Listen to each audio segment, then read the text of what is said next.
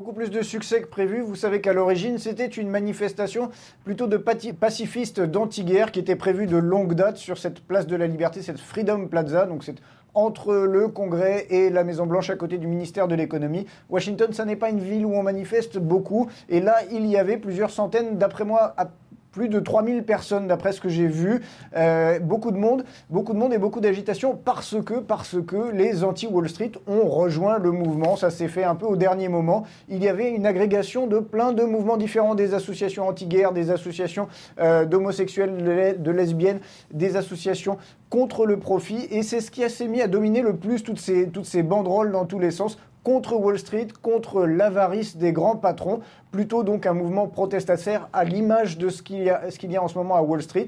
Et les manifestants entendent camper sur cette Freedom Plaza à Washington. Ils ont une autorisation pour 4 jours, mais certains disent déjà qu'ils sont là pour beaucoup plus longtemps. Donc le mouvement pourrait prendre racine ici à Washington, comme il a pris racine depuis plusieurs semaines à New York. Et donc Stanislas, Barack Obama n'est pas insensible à ce mouvement?